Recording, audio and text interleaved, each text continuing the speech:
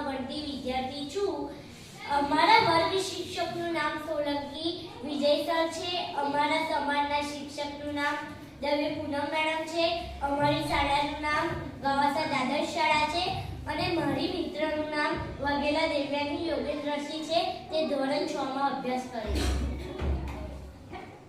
આપણે ચેપ્ટર 7 ના ગુપ્ત યુગ અને અન્ય શાસકોની જાણકારી આપીશું. મગધના સામ્રાજ્યમાં શ્રી ગુપ્ત વંશનો સ્થાપક હતો.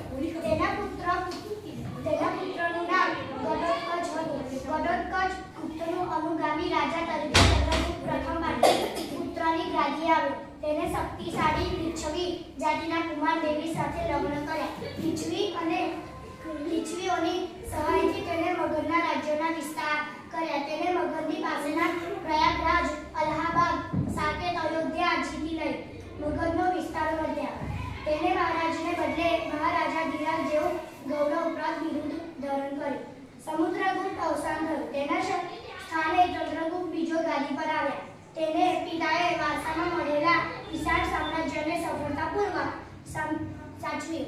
એટલે જ નહીં પણ કેટલાક વિજયો મેળવીને સામ્રાજ્યનો વિસ્તાર કર્યો. ચંદ્રગુપ્ત બીજો ગુપ્ત વંશનો સૌથી પ્રતિભાશાળી શાસક હતો. હવે હું તમને દિલ્હી પાસેના મહેરૌલી સ્તંભની જાણકારી આપીશ. દિલ્હી પાસેનો મહેરૌલી લોહ સ્તંભ તેના સમયમાં સ્થપાયો, જેને સદીઓ સુધી તાપ અને વરસાદમાં રહેવા છતાં કાટ લાગ્યો નથી. હવે હું તમને મહાન વૈજ્ઞાનિક આર્યભટ્ટ વિશે સમજાવીશ. મહાન વૈજ્ઞાનિકોમાં આર્યભટ્ટ અને વરાહમિહિર આ સમયમાં થયા. આર્યભટ્ટે શૂન્ય અને દશાંશ પદ્ધતિની શોધ કરી હતી. વરાહમિહિરે બૃહદ સંહિતા નામનો ખગોળશાસ્ત્રને લગતો મહત્વપૂર્ણ ગ્રંથ લખ્યો હતો. સમ્રાટ હર્ષના સમકાલીન રાજાઓમાં સૌથી શક્તિશાળી ચાલુક્ય રાજા પુલકેશી બીજા હતા.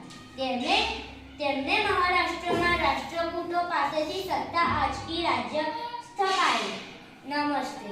વિડીયો સારો લાગ્યો હોય તો કમેન્ટમાં લખજો.